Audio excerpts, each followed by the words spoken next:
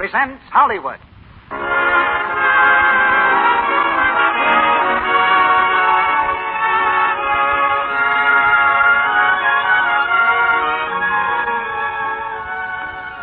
The Lux Radio Theater brings you Pat O'Brien, Ronald Reagan, Donald Crisp, and Fay Ray in Knute Rockne, All-American. Ladies and gentlemen, your producer, Mr. Cecil B. DeMille.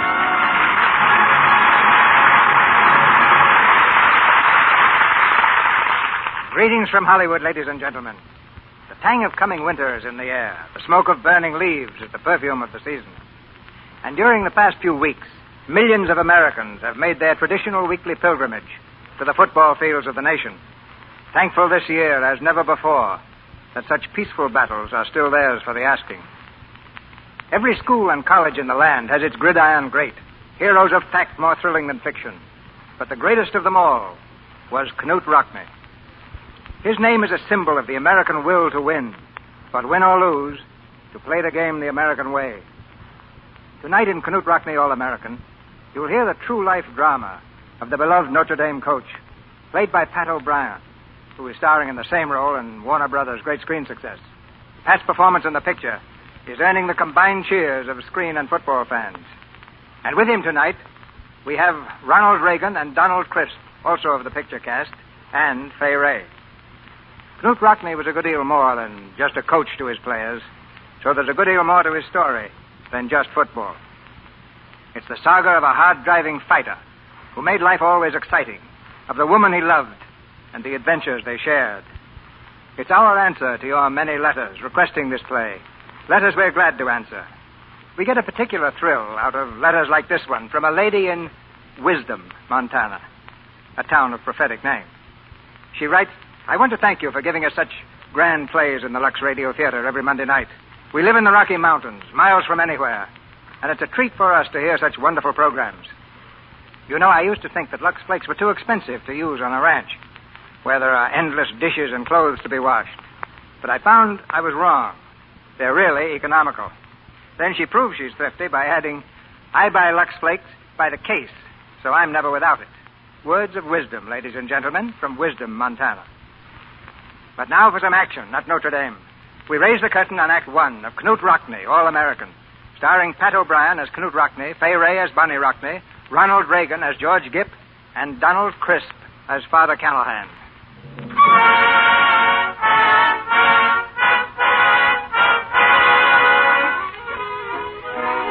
In 1892, Lars Rockne and his family left their home in Voss, Norway. Among millions like themselves, simple, hard-working people from the old countries, they followed the new road of equality and opportunity that led to America. It was in the city of Chicago that Knute Rockne grew up. Like other boys of his age, Knute was often sent to the store. Like other boys, Knute was often hours late in returning. 7 o'clock. 7 o'clock and still he is not home. Master, that boy is never here for dinner on time yet. Good evening, Papa. Here he is now, lad. Knute, where have you been and what have you been doing? Outside playing the most wonderful game in the world. It's called football. Knute, your nose is bleeding. Is it? Somebody stepped on it. I guess that's part of the game. Tell him, spiel it. Westlag spiel, als die som die Docken an Edja. Oh, Papa, don't talk Norwegian. Talk American. We're all Americans now. In 1910, Knute Rockne entered Notre Dame. He was older than the other students of his class. He was 25, and his rugged frame showed evidence of the hard years of work he'd put in to earn the money for his education. Those years were not wasted. Knute was a junior in 1913 when Father Callahan, the president of Notre Dame, summoned him to his office. Come in, Rock. Morning, Father Callahan. Father Nolan. Hello, Knute. Here, have a seat. Thank you. Now, just relax, Knute. I've got nothing on you this time. Oh, Knute, you have only one more year to go for your degree. I hope so. You've made a fine record in the past 3 years. Honor man in your class, and next fall you'll be captain of football. That's a very rare combination. Thank you, Father. Dr. Newland here tells me you've got the best brain for chemistry of any man in his class. I guess it must be a pretty dumb class. No. You have a definite talent for science, Knute. There's going to be a great future for men like you in the next few years. That's a great compliment coming from you, Father Nolan. Wait until you hear the rest of it. Knute, I want you to help me this summer. Stay here as my assistant, with pay. As you know, I'm trying to perfect a new formula for synthetic rubber, and I need a good man to check my experiments. Well, I don't know just what to say, Father. There must be 100 men who'd fight for the chance to work with you. Then you'll stay. Well, I'd like to, and I appreciate it. You understand? But, well, you see, Father, Gus Teray and I have just signed up for the summer at Cedar Point to work as lifeguards. Lifeguards? That's no work for a man with your intelligence. You're passing up a great opportunity, Knute. Oh, I realize that, Father. Maybe next year... I'm not interested in next year. My work won't wait. I picked you out because I thought you had some brains. What'd you say? I promised Gus. He promised Gus. Knute, I could make a first-class scientist of you inside of 10 years. That's what you were born to be anyway. You big Swede.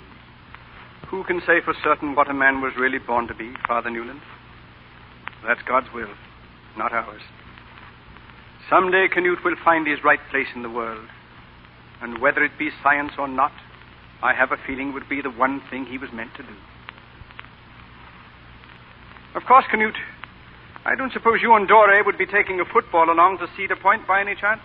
Well, we kind of figured we'd kick it around the beach a little. And I'm trying to make a chemist out of him.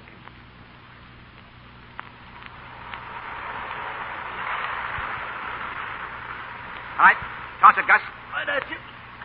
That's that stuff. How do you say we rest a while, huh? That was nice passing, Gus. Say, Rock, did you see the Tribune this morning? Haven't seen a newspaper in 2 weeks. If you'd stop mooning around Bonnie Skiles like a lovesick calf, you might learn some news. Oh, stop, will you?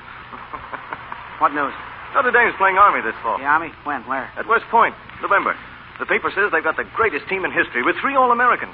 We'll get a nice little trip back east, but they'll probably tear us apart. What's that so?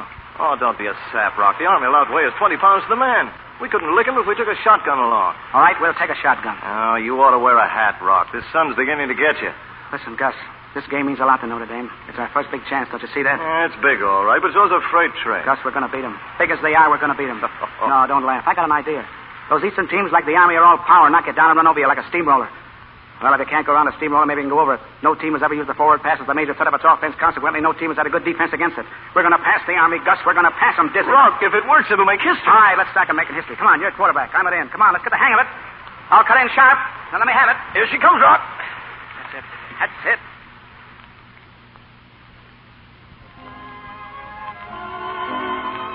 It's a beautiful night, isn't it? Yeah, great. We won't have many more like it, Knute. The summer's nearly over. That's right, Bonnie. You're going back to Notre Dame next week, and I'm going home, and... Yep. We won't be seeing each other again for a long time. That's right, Bonnie. Not next Christmas vacation. I'll tell you what I'll do, Bonnie. I'll spend a week with the family in Chicago, and the rest of it with you folks. How's that? Oh, that'll help. Till June. Oh, Bonnie, I don't know what we're going to do. What we're going to live on after we're married. You're taking an awful chance. We'll get along. I can cook and sew, and you'll get a job. Well, Father Newland seems to think he can make a chemist out of me. Think I'd be any good at it? You'd be a success at anything you tried, Knute. Bonnie, I know I'm not what you'd call a romantic type. But I'll do everything on earth to make you happy. You know that, don't you?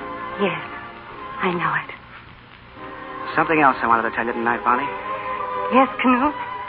Gus and I have got a great surprise cooked up for the Army. Oh. Bonnie, it's going to make history. Listen, nobody ever thought of using the forward pass, see? I mean, not the way poor Notre Dame's going to use it, you see. Gus takes the ball from center, like this. He fades back like this, and I run down the field. Count 10, and now... Well, what's the matter, Bonnie? Well, go on, Knute. And now? You know, now somebody ought to kick me right square in the seat of the pants. Final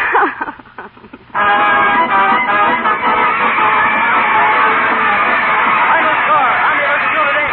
Army 6, Notre Dame 7.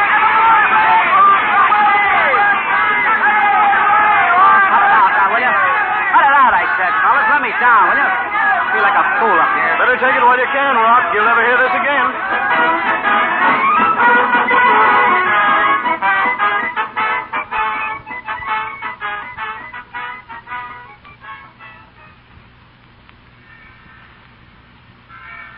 Well, Knute, now that you've graduated with a magna cum laude, what are your plans for the future?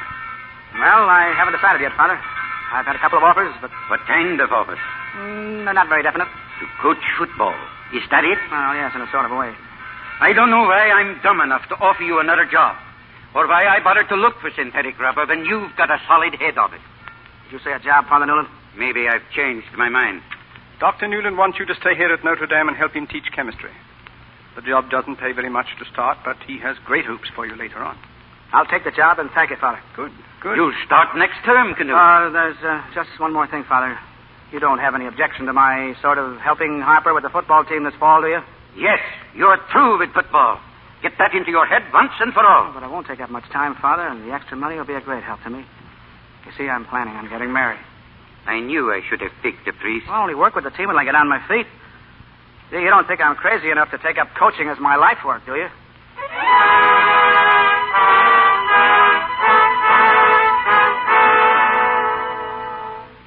Will you hand me that burner, Knute? There you are, Father. We'll finish this last test, then perhaps we get some sleep. That's all right with me. By the way, the boys tell me you're a good teacher, Knute. They all want to be in your class. Yes, that's what worries me. I get no respect, none at all.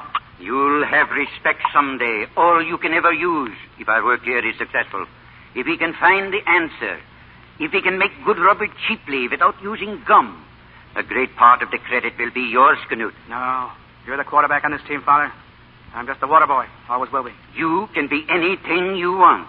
I've watched you ever since you came to Notre Dame. Since the first day you asked a question in my class. I guess I was pretty much of a nuisance with my questions, wasn't I, Father? Yes. That's how I knew you might make a scientist. And you will, Knute. Believe me, I know. You have the brains and the strength. These first few years are the hardest. Just live simply and keep your chin up. We're going to do great things, you and I. Hello. Father Newland's lab, yes. Yes, this is Mr. Rockne speaking. What? When? Where is she? Yes. Sure, I'll be there right away. Knute, what is it? What's happened? It's Bonnie. The baby. It's here.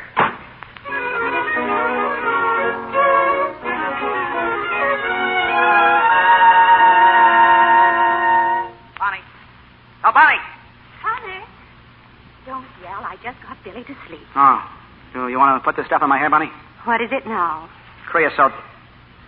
Sit down and keep the towel over your eyes. First it was hair grease. Then something called Old Doc Simpson's Sure Grow Snake Oil. And now it's creosote. I declare you've tried everything on your hair except grass seed. Well, Joe Burns says creosote is best of all. Well, for telephone poles, maybe. The truth is, you've just worried yourself half-bald.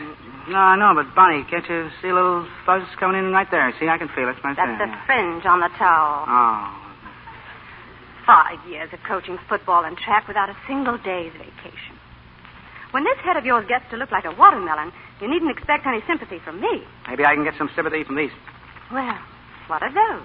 Travel booklets? Places to go? Pick out one you like. Oh, Knute. Do you mean for us? Sure. Go wherever you say. That one about Florida looks good to me. All right. Well, I'll go into Chicago tomorrow and do some shopping. Florida. When do we leave? Well, let me see. This is August. Football season starts next month. We can't go right away. Well, then what about after Thanksgiving? No. I've got to attend a coaches' conference in Pittsburgh. Oh, then after Christmas, January. That's the best time in Florida anyway. No, not for me, Bonnie. I've got to make a talk to those boys at Mooseheart. Then we've got to settle our schedule for next year. The track team starts work in March. That'll take me into July. And then the football season begins again. I see. Here, you keep these. Next year, turn him in for a new set.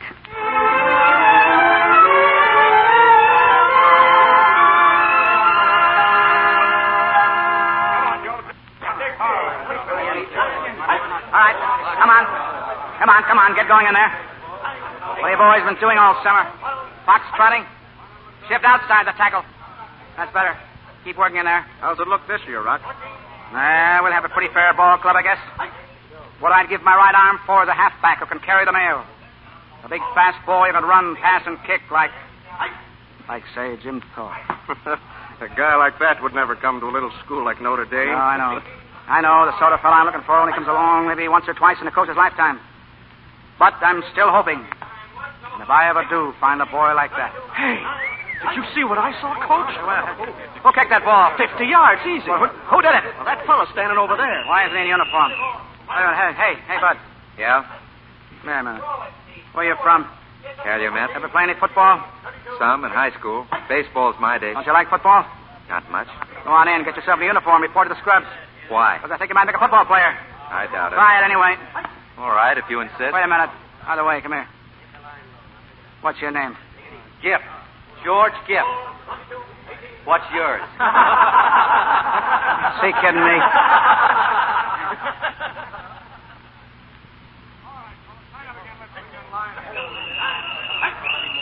Wait a minute.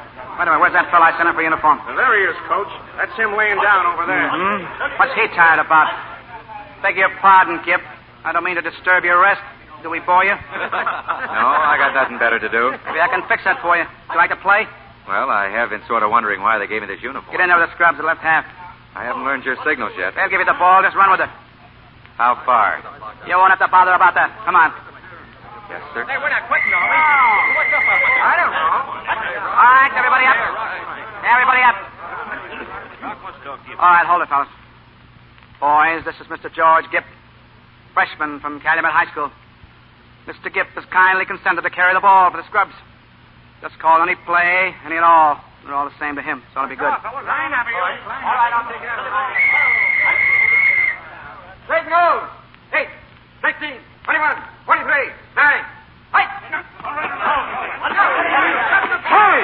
Look at that guy. They can't touch him. Right, Gibb. Go ahead. Coach, that's the varsity he's walking through. Boy who can carry the mail. That's him. There he goes. He's in the clear, Rock. It's a touchdown. Here's the ball, Coach. I guess the boys are just tired.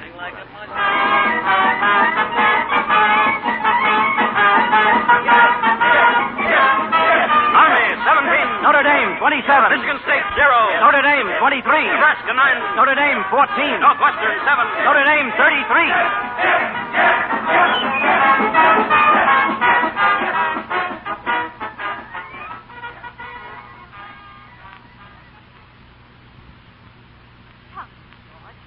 You played a great game today. Thanks. Rock get back yet? He's been phoning me every 5 minutes. His office is full of newspaper reporters waiting to see you. Oh, Rock can take care of him. You're a strange person, George. You've been playing football for 3 years. And now, when you're the biggest news of any boy in America, you deliberately walk away from all that fame. Why? Oh, I don't know, Bonnie. I guess I just don't like people to get too close to me. You know, Knute and I often talk about you, George.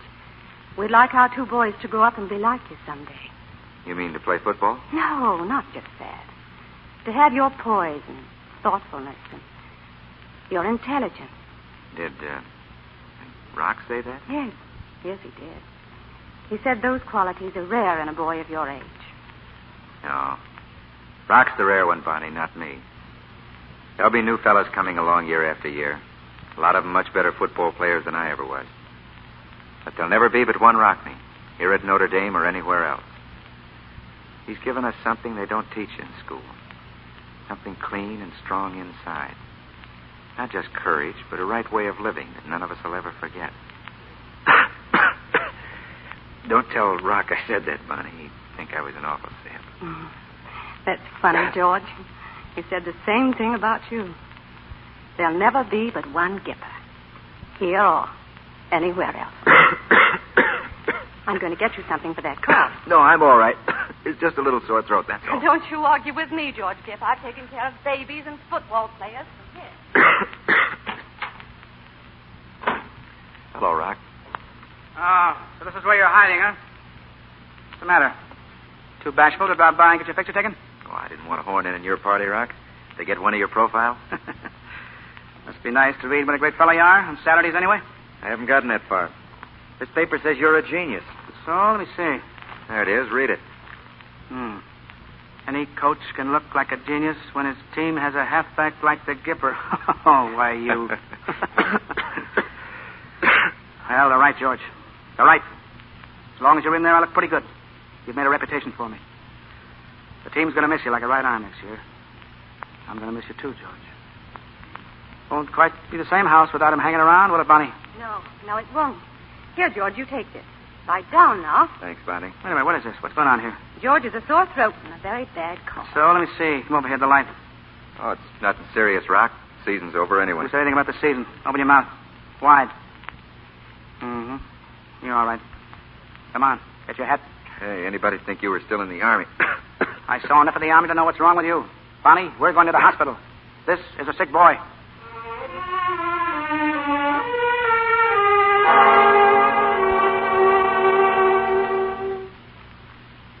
How's he doing, Doc? Is he any better? No, Rock. I'm afraid not. Oh, is there any chance at all? Rock, we've done everything we could. You know that. It's no use. How long has he got? I can't say. Perhaps the night, perhaps an hour. I think you'd better go in now.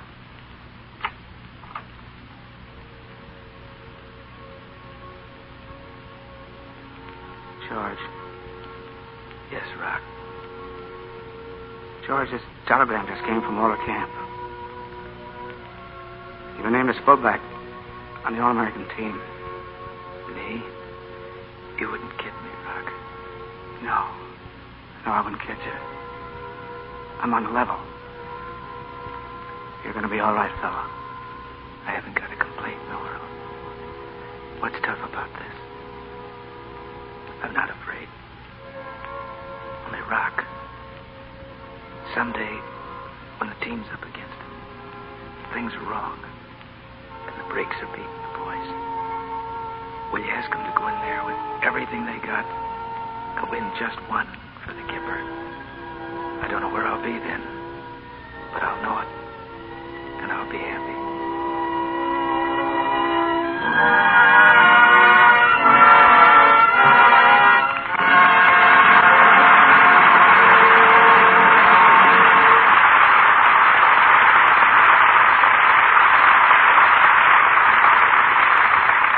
In just a moment, Mr. DeMille returns with Act Two of Knute Rockne All-American, starring Pat O'Brien, Ronald Reagan, Donald Crisp, and Fay Ray. But before we go on with our play, we'd like you to hear what's going on all over the United States. If you could fly from coast to coast, from Boston to San Francisco, everywhere you went, every day of the week, this is what you'd be likely to hear. Send me a large box of new Quick Lux, please. Right away, Mrs. Brown. I need some Lux Flakes. Better make it 2 boxes. Yes, Mrs. Smith. A large size Lux, please. Yes, Mrs. Jones. New Quick Lux, please. Yes, Mrs. Blake. Lux, please. Lux, Lux, Lux, Lux, Lux. Well, that's the way it goes. In hundreds of stores all over the country, women keep asking for new Quick Lux. American women certainly know what they want. Yes, sir, Mr. Ruick. We want new Quick Lux. You certainly do. You've proved it. You've made New Quick Lux the most popular soap for nice things in the whole United States by a vote of 2 to 1. Well, what's so amazing about that? Doesn't surprise me one bit. Well, Sally, isn't it pretty wonderful that twice as many women use Lux for underthings, stockings, and other nice things as use any other flakes, chips, or beads? Yes, ma'am, it's New Quick Lux 2 to 1. But I'm not a bit surprised. You know, Mr. Ruick, sometimes I think you men don't give us women credit for having any brains. Of course we choose new Quick Lux. Well, think of what it does for us. How much it saves us. First of all, it saves our pretty things. Undies, sheer stockings, fluffy sweaters. Yes, with Lux, they stay lovely looking longer. It's so gentle, safe for anything safe in water alone. And it saves us time. Because it's faster. In water as cool as your hand, it suds 3 times as fast as any of 10 other leading soaps tested. And it's thrifty. It certainly is. New Quick Lux goes further, gives more suds, ounce for ounce, than any of the 10 other soaps tested. That's true even in hard water. Fast, safe, thrifty. No wonder New Quick Lux has become the favorite American way to care for nice things. The choice of women all over the United States. And now, our producer, Mr. DeMille. Act Two of Knute Rockne All-American, starring Pat O'Brien as Knute Rockne, Donald Crisp as Father Callahan, and Fay Ray as Bonnie Rockne.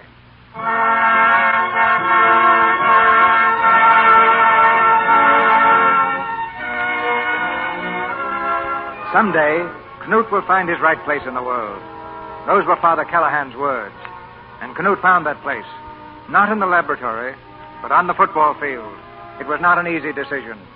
It was made after long and careful thought, because he felt that his real job was coaching, turning out great teams for Notre Dame, turning out men. All right, everybody up. Everybody up. All right, come on. All right, men. Starting a new season today. Got a tough schedule ahead of us. We're used to that at Notre Dame. Now, let's get this straight before we start. I don't want any fellow out here to think he's any better than anyone else. And that goes for you Letterman, too. Football consists primarily of tackling and blocking. And nobody can make this team if all they can do is carry the ball forward, pass, or punt. Any of you spoiled high school stars who do want to learn to block and tackle, turn in your suits tonight. Turn them in tonight. You can't make the team here. The Notre Dame system is based on teamwork. Teamwork, which means a combination of self-sacrifice, brains, and sweat. And the brains come first. Now, I'll expect you to work hard, but I'll also expect you to maintain a high average in your classes. We want to win if we can, but you didn't come to Notre Dame just to play football. 5 years from now, the public will have forgotten even the best of you. Remember that. All right, let's see what you look like as a dummy. Come on, get moving. Army,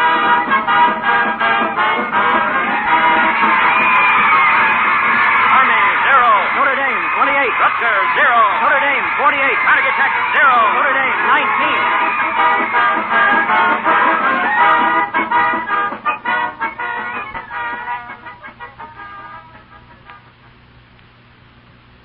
That clock says 1:15. Is that right, Doctor? Seems to be 1:15 a.m. on the dot, Mrs. Rockne. Thank you, Professor. It was very nice of you both to come and sit up with me, but I'm sure Knute will be back soon. The last train from Chicago was due 10 minutes ago. Well, as members of the Notre Dame faculty, Mrs. Rockne, this is our humble way of helping to celebrate the team's illustrious victory. When I celebrate, I never go to bed before 1:30. Bonnie! There he is.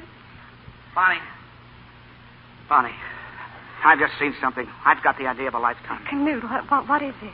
Doc, Professor, I saw a show in Chicago tonight. The chorus girls, the whole row. Knute. Chorus girls? At your age, Rock? No, I don't mean that. It was the rhythm, like poetry to watch them move. Effortless, beautiful. Those girls gave me an idea for a new kind of a backfield shift. Oh, that's better. Oh, I tell you, it'll revolutionize the game. No lost motion, no waste of momentum, split-second timing. And the public will love it. It's new, it's colorful, it's great showmanship. Here, Doc, let me show you what I mean. Stand over there. Now, listen. Professor, you hold your spot right there, and I'll take the tailback position. Bonnie, you get in there left half. Me? Come on, we need one more for a backfield. Oh, all right. All right, now good. Now, when I yell hip, everybody takes a step to the hop to the left like this. All right? 1, 2, step, hip. Swing your arms, get the rhythm. All set? Okay, here we go. 25, 36, 51, hip. Well, watch it, Doctor. Fun, isn't it? All right, try it again. Put some zip in it, Doc. Here we go. 38, 42, 29, hip. Oh, Bonnie, you're way ahead of the ball. Wait for the hip. I was not ahead of the ball. I fell over the coffee table. All right. We got 4 boys coming back next year. 4 boys who'll take to the ship like ducks to water. Once more now. 21, 58, 55, hip.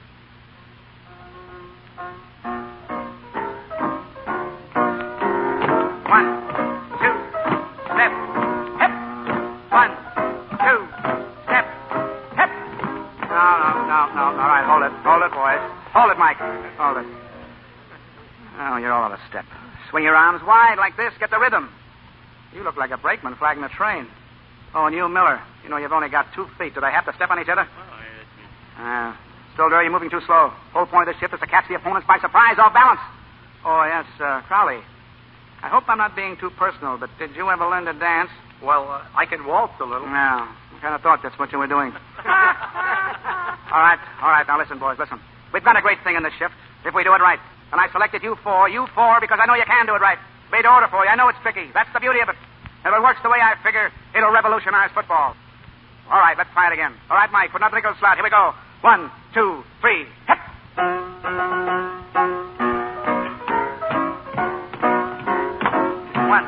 2, 3, hip. 1, 2, 3, hip. Come on. Faster.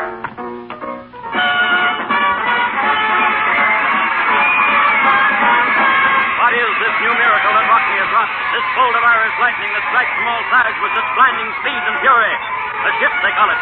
Yes, but Heisman of Georgia Tech also has a ship. So has Pat Jones of Yale. But theirs are simple tunes compared to Rockne's symphony. For this ship is music. The music of a master's hand. Knute Rockne, whose ingenious brain perfected the forward pass, has brought a great new thrill to football and to its millions of followers. And the brilliant hands and feet of the 4 horsemen, Elmer Layden, Rip Miller, Jim Crowley, and Harry Schroeder, The Notre Dame ship has become a prairie fire, burning north, east, south, and west, relentless and unchecked for 3 straight years.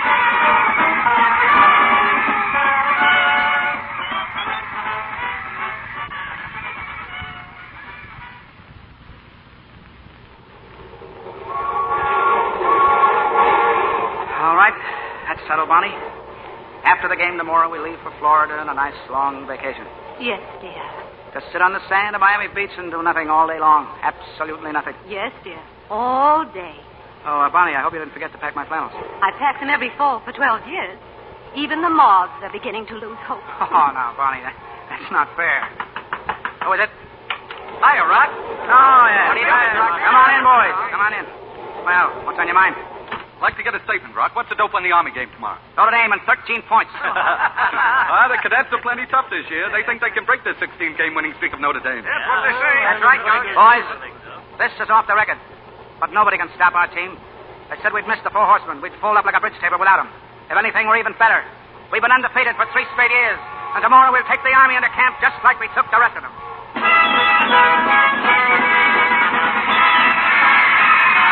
It's almost unbelievable, but it's true. The powerful Notre Dame team is going down to defeat. Army, 27. Notre Dame, 0.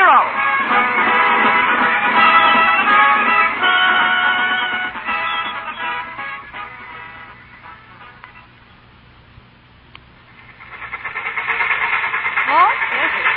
Well, I still can't figure why we couldn't wait in New York for a later train. Well, I wanted to slip into town before daylight. The students usually like to come down to the station and welcome their team back, don't they, Knute? Sure, when we win. For 3 years, they've met every train. We lost this game. I lost it. No, I was too cocky. I had a swell head. Thought I could outsmart everybody. I don't blame the folks in South Bend, whatever they think of me. Because I let them down. Don't take it so to heart, Knute. There's always next year. Bonnie, I don't even want to get off the train. We're facing tomorrow.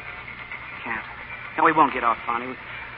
Let's go straight on through to Chicago and then down to Florida the way we always planned. Maybe in 2 or 3 months they won't feel so badly about it, and then I can come home.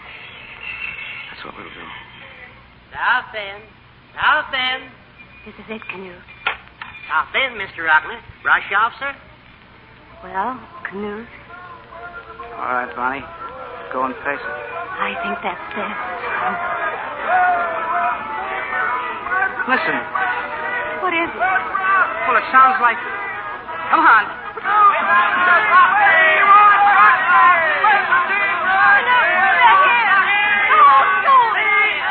Oh, wait a minute. Wait. Maybe you folks didn't understand the newspaper. We didn't win this game. We lost. Who cares? We still got you, Rock. Thanks.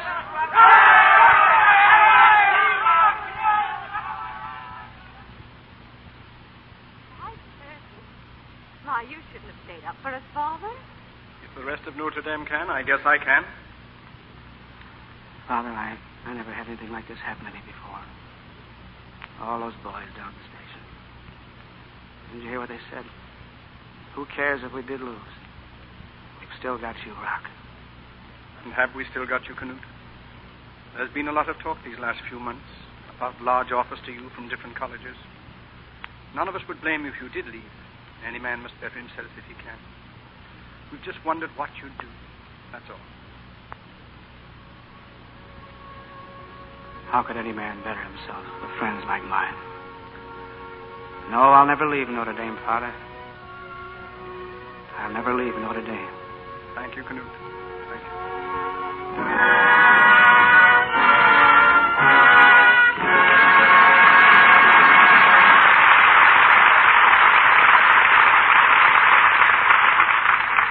After a brief intermission, Mr. DeMille presents Pat O'Brien, Fay Ray, Ronald Reagan, and Donald Crisp in Act 3 of Knute Rockne All-American.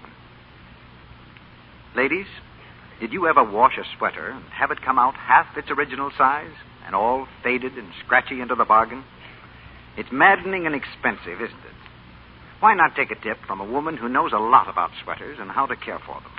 She's a lady from Saskatoon, Canada, and she's written us a very interesting letter. Will you read it, Sally? Mm-hmm. She says, I have a number of sweaters which I received from the old country, made of the finest wool. Some of them are 3 or 4 years old, but you would never know it by looking at them. Their color hasn't faded one bit, and they're still as soft as when I first got them. Yet I can truthfully say that I've washed them between 40 and 50 times, always in lukewarm Lux suds. Now, that's a fine letter. It's not surprising that New Quick Lux is by far the most popular way to care for sweaters. First of all, it's so gentle and mild. And then it's so fast. In water as cool as your hand, an ideal temperature for washing sweaters. New Quick Lux dissolves 3 times as fast as any of 10 other leading soaps tested. Finally, it's thrifty. A little Lux goes a long way. You know, I think you ought to warn women about 2 things that are very hard on sweaters, Mr. Ruick. 2 things that may shrink them badly. Hot water is one, and the other is cake soap rubbing. You're right, Sally. With Lux, you don't need hot water, and there's no rubbing either. So you can see why woolens stay lovely looking longer with Lux Care. Oh, now, Sally, how about giving the ladies of our audience the Lux method for washing a sweater? Well, first you draw the outline of your sweater on a piece of heavy paper for a pattern. Then whip up some nice, rich, cool Lux suds and just squeeze them through the sweater. Don't rub. Rinse in water as cool as the suds. Press out the moisture in a Turkish towel. Then lay the sweater flat on your paper pattern and ease it into its original shape. Pin with rust-proof pins and leave it to dry.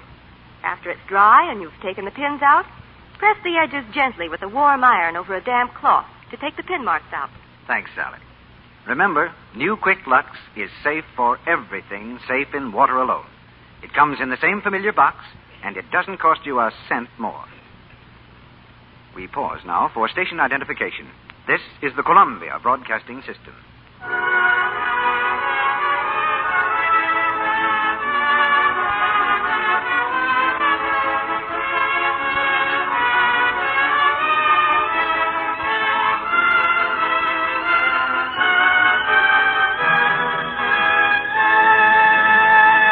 The curtain rises on the 3rd act of Knute Rockne, All American.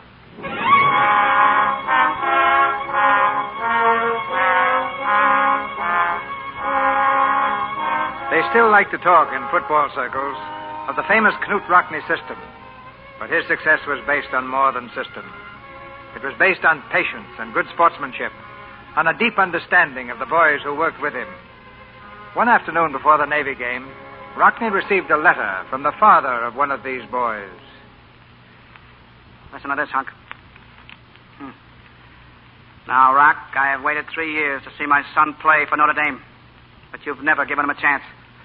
Unless you dislike the boy personally, why don't you give him a square deal? I promise you he'll tear that Navy line to pieces. Signed, John O'Flaherty, class of 1906. Maybe you ought to take a job at Sing Sing, Rock. Then the alumni wouldn't bother you. Yeah, I saw that O'Flaherty boy on the hall. Send him in here. Sure. Hey, Charlie, send O'Flaherty in. Here's one from the Moose Heart Orphanage. Dear Knute, me and the other boys up here have been reading all about you and the Notre Dame team. We have got a football team, too. Will you let us call ourselves the Rockne Colts? We don't have real uniforms, and we don't know many good plays, but we have got lots of spirit. He's got a postscript down there. It says, win that game Saturday.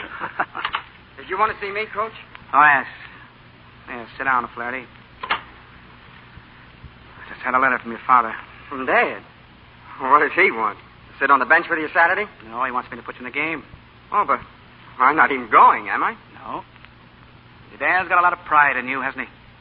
I guess so. That's a great thing for both of you. Don't ever let anything happen to change it. You know why I'm not taking you to Baltimore? Well, I guess it's because I'm just not good enough. No, that's not it. You are good, O'Flaherty. You are good. You're just not big enough, O'Flaherty. I never played you because I was afraid you'd get hurt. I've kept you on the squad all these years because you've got spirit. Great spirit. Better than your dad's, if you ask me. Oh, he'll get over it. You know how fathers are. I ought to. I'm one myself. No, I'd like to put you in there next Saturday. But against that big Navy line, you're taking off a beating. You might fumble. Lose the game for us. That'd break your dad's heart, wouldn't it? Yes. If we win, they may forget it. And if we lose, you can blame me for not playing him. Either way, it'll make him happy. What do you say, O'Flaherty? Just thanks. Good boy. See you this afternoon, son. Yes, sir. Hunk, Yeah, Rock? add O'Flaherty's name to the list for Baltimore. But, Rock, he never goes with the team. I know. He's going with us this time. I'm going to let him kick off.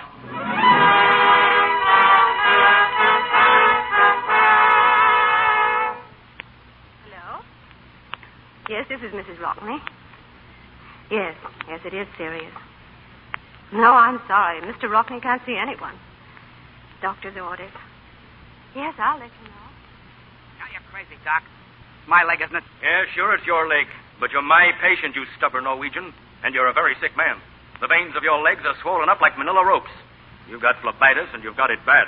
I could get up and walk right now. What is phlebitis, Doc? It's an inflammation of the veins. And if you move around, there's a strong possibility of forming a blood clot that would travel up to your heart. What did that do? Well, your insurance company wouldn't like it. I've warned you about this for 10 years, but you wouldn't listen. You've let those boys of yours smash into you year after year, knock you down, run over you. Now you're paying for it. You're not 20 years old, you're 42. And if you don't obey my orders, you'll never be any older. Oh, but, Doc, we're playing the Army on Saturday, and the boys... I don't care if you're playing the whole schedule on Saturday. You don't move out of that bed. And those are my orders. Bonnie. Bonnie.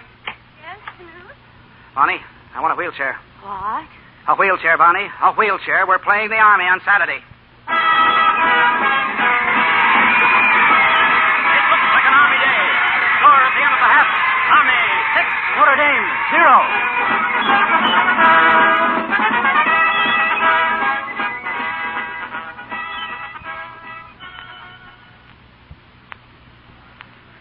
Here's Rock, fellas. Well, boys, I haven't a thing to say. You played a great game this first half. All of you. I guess we just can't win them all.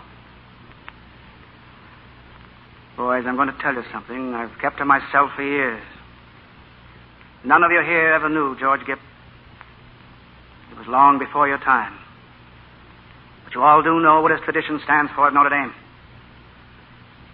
Well, the last thing he said to me was,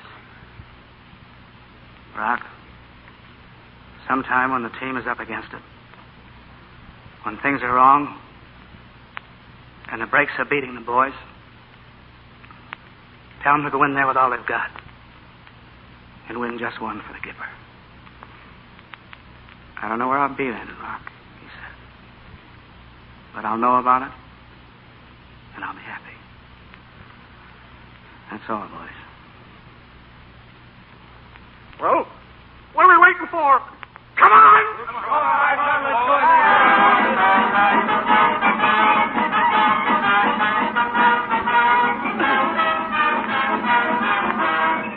Army 6, Notre Dame 7.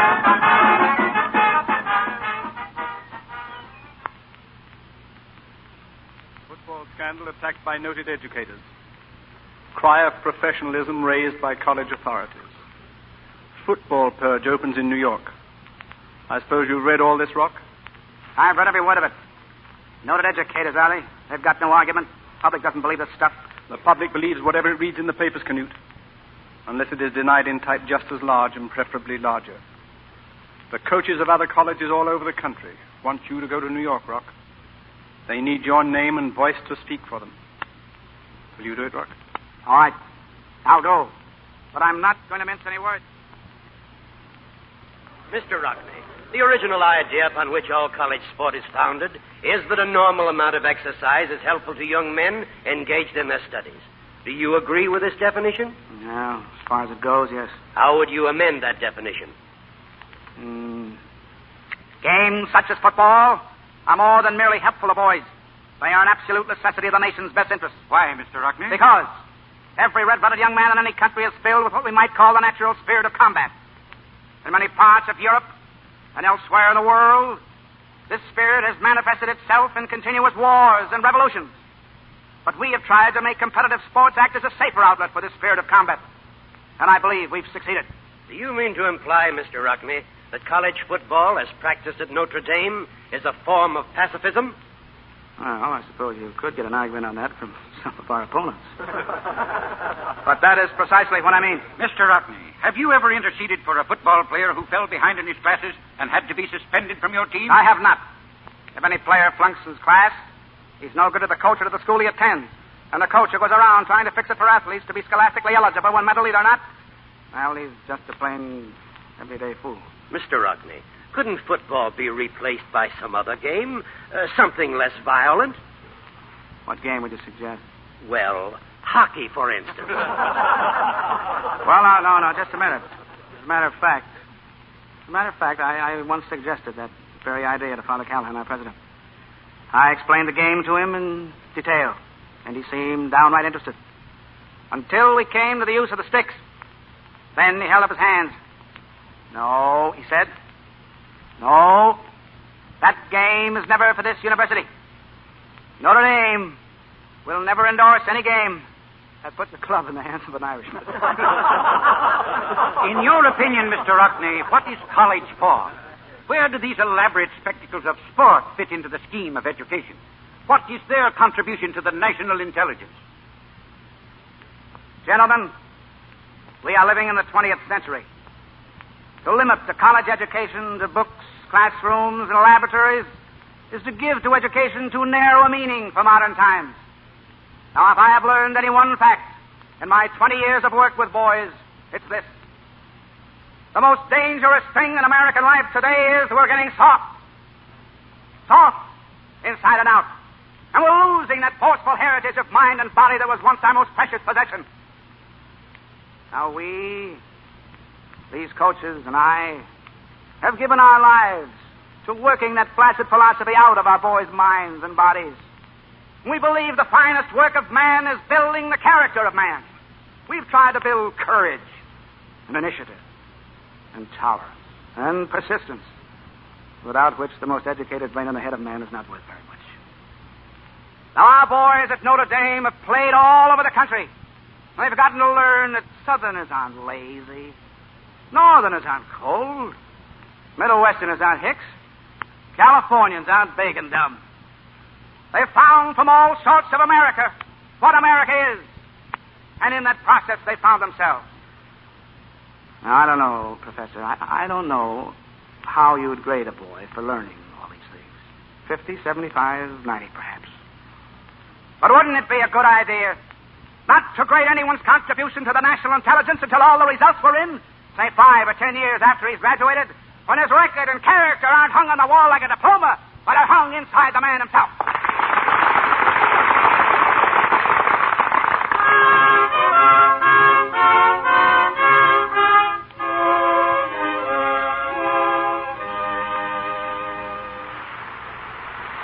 Oh, Knute, this sun is wonderful. And so good for the children. Why, of course, Bonnie. Didn't I promise you we'd come to Florida? Yes, dear. 17 years ago. Oh, no, 70. It couldn't be that long. Oh, don't worry about it now. Just relax. Well, Bonnie, I promise you it won't be 17 years before we're here again. Every winter from now on, we'll take the kids and go south and really get some fun out of life. Well, that's never been much trouble for you.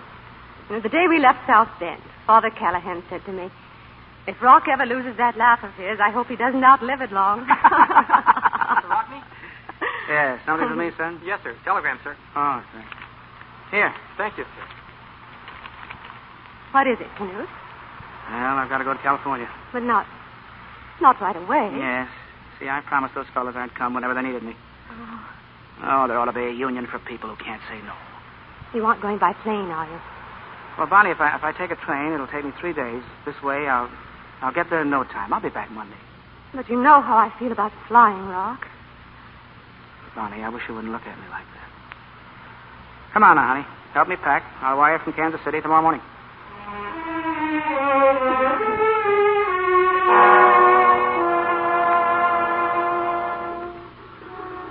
When will this telegram reach Florida? Within half an hour, Mr. Rockne. I'll send it right away. They say there may be a storm ahead of you, Rock. Why don't you wait over here till the next plane? Haven't any time to waste. I want to be back in Florida by next Monday. I'm on a vacation. Passengers from Los Angeles plane, Los Angeles Plain. So long. Soft landing, Rock. Thanks, fella. You mean happy landing, don't you? A transcontinental plane flying from Kansas City to Los Angeles crashed this morning on a hilltop 3 miles from this town, carrying to instant death the 6 passengers and 2 pilots. Among the identified dead is Knute Rockne.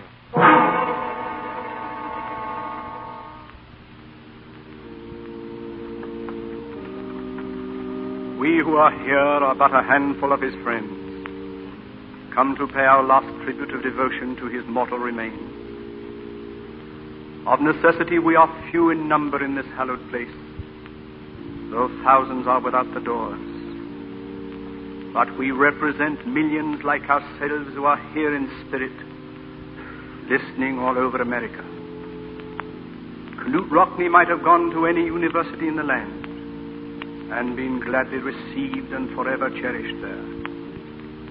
But he chose Our Lady's School. He honored her in the monogram which he earned and wore.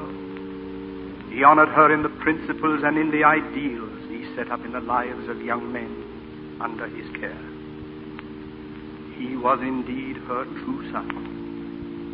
Yes, Knute Rockne has gone. And who was he? Ask the President of these United States, who dispatched a personal message of tribute to his memory. Ask the King of Norway, who sent a special delegation here to represent him. Ask the thousands of newspaper men whose labor of love in his memory has stirred every heart in America. But above all, ask the men and women from every walk of life. Ask the children, the boys of America. Ask any and all of these. Who was this man whose death has struck a nation with dismay and has everywhere bowed heads in grief? Knute Rockne, born 1888, died 1931. He'll never be forgotten, for his doctrines live on in men he knew as boys. Men who now carry aloft his standard of fair, clean play and sportsmanship. Among them, Rip Miller, Navy, James Crowley, Fordham, Harry Stuhldreher, Wisconsin, Frank Thomas, Alabama, Eddie Anderson and Frank Corridio, Iowa, Charlie Bachman, Michigan State, Noble Kaiser and Mal Elvis, Purdue, Jim Phelan, Washington, Buck Shaw, Santa Clara, Adam Walsh, Bowdoin, Gus Doré, Detroit, Clipper Smith, Villanova, Jack Mayer, Auburn, Monty Brill, Loyola, and Elmer Layton, Notre Dame.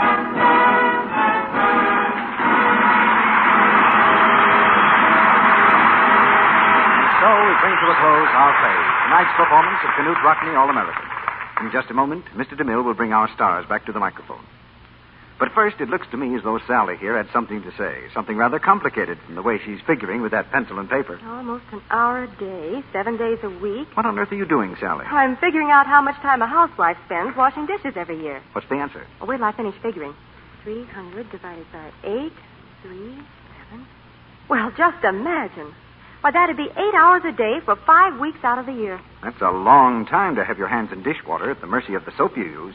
If that soap is harsh, it's bound to make them rough and red and unattractive. No woman wants hands like that.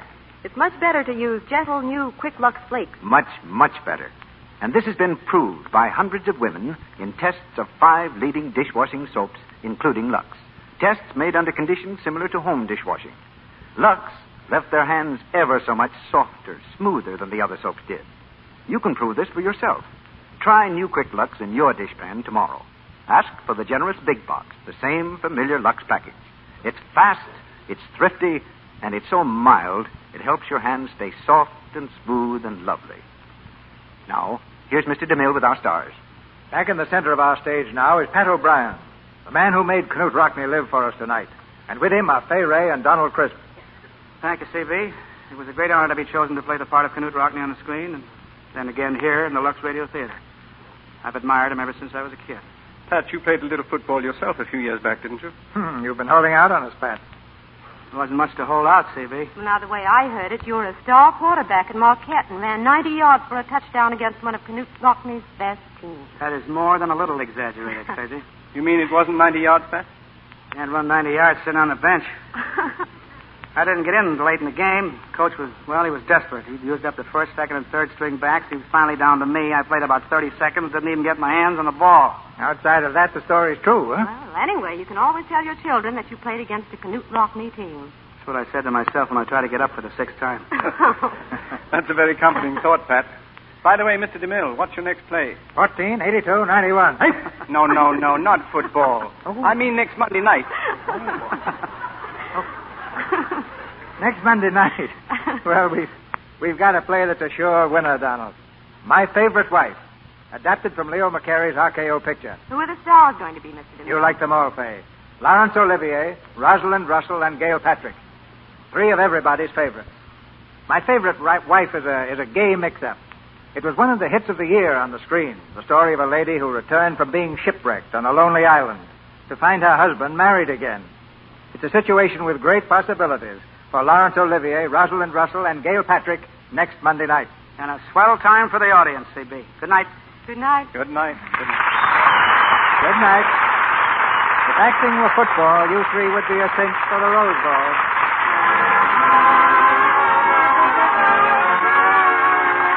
Our sponsors, the makers of Lux Flakes, join me in inviting you to be with us again next Monday night when the Lux Radio Theater presents Laurence Olivier, Rosalind Russell, and Gail Patrick in My Favorite Wife. This is Cecil B. DeMille saying good night to you from Hollywood. Heard in tonight's play were Griff Barnett as Father Newland, Ted Bliss as Doré, Charles Seal as Doctor, Earl Ross as Chairman of Investigating Committee, Lou Merrill and Arthur Q. Bryan as announcers, Edwin Max as a reporter, James Eagles as O'Flaherty, Fred Shields as a professor, and Harold Daniels, Forrest Taylor, Bob Burleson, Joe Penario, and Celeste Rush. Our play tonight is an adaptation of the Warner Brothers picture Knute Rockne, All-American, which is currently being shown throughout the country. Ronald Reagan will soon be seen in the Warner Brothers picture Santa Fe Trail. Donald Crisp is currently appearing in the Warner Brothers picture City for Conquest. And Fay Ray's forthcoming picture is the Columbia production Legacy. Our music is directed by Louis Silvers, and your announcer has been Melville Ruick. This is the Columbia Broadcasting System.